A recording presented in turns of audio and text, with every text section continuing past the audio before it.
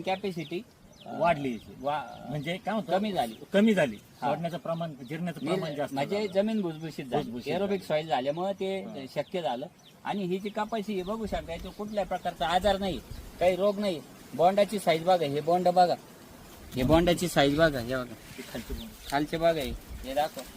साधारण 84-85 बोंड आता आहे, अजून चालूचे बोंड. साधारण 120च्या आसपास आपल्याला बोंड जातील पुढे येऊन. आणि लागवड करताना उलट मला असं वाटलं, लागवड करताना ही 7 फुटावर करायला पाहिजे होती. इतकी कबशी वाढलेली आहे, चालता येत नाही.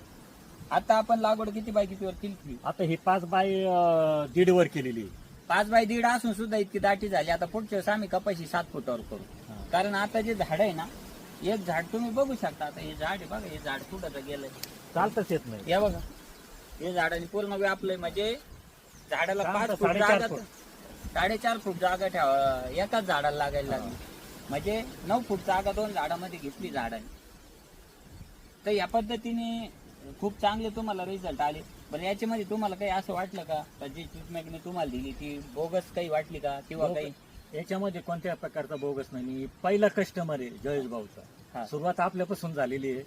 सगळे कांद्याचे पिकं, मी मागं पण एक व्हिडिओ टाकला होता, पाण्यामध्ये कांदे पोले तरी कांदे सडले नाही. इतके भारी रिझल्ट या प्रॉडक्टचे. आणि सॉइल मायक्रोबायोलॉजीवर काम केल्यामुळे तुम्हाला काय अनुभव आला? रासायनिकवर आपण डिपेंडंट किती टक्के डिपेंडन्सी कमी झाली? कमीत कमी 50% डिपेंडन्सी कमी झाली माझी सध्या तरी. सध्या कमी आहे कमी. आणि रासायनिक खताचा पण वापर कमी झाला. हा, रासायनिक खत मी सांगतो 2.5 एकरामध्ये फक्त 4 ते 5 बॅग वापरले. त्याच्यानंतर मी कोणत्या प्रकारचं रासायनिक खत वापरलं नाही. बाकी आपल्या स्लऱ्यावर चालू आहे का? स्लरीवरच चालू आहे. आणि विशेष म्हणजे याच्यामध्ये तुमचं काय म्हणतो, कीटकनाशक याच्या बरोबर हे प्रॉडक्ट चालतंय मिक्स करायला, काही प्रॉब्लेम येत नाही.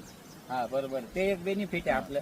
आणि एकंदरीत चांगलं काम केल्यामुळे आपल्याला यामध्ये तुम्हाला चांगलं उत्पन्नाची आपल्याला पण इथं अपेक्षा आहे. आणि एकंदरीत पाहता प्लॉटमध्ये कुठली डिफिशियन्सी नाही, काहीच नाही. थोडाफार किडींचा प्रादुर्भाव असतोच प्रत्येक ठिकाणी वातावरणानुसार, पण तो झाड आपलं म्हणजे ते सक्षम आहे झाड तो पेलवायला. विशेष म्हणजे मी याला 15 दिवसाला स्प्रे होतो माझा, दर आमोशा दर आमोशा आणि पौर्णिमेला. याचे रिझल्ट मला हे असे दिसतात. म्हणजे कोणत्या प्रकारची कीड आलेली नव्हती, नसतानाही मी मारतो. हा एवढे हे करतो. नाही, निमॅक्स मध्ये निमकरण जेवण राहिले त्याच्यामुळे तुम्हाला तो बेनिफिट भेटतो.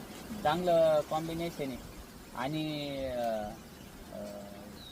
ॲज अ डायरेक्टरी मग किडीवर पण परिणाम होतो. त्याच्यात आपण बायोकिल नावाचं एक मायक्रो ऑर्गॅनिझम देतो, त्यामध्ये व्हीबीएम हे कंटेन, ते पण चांगले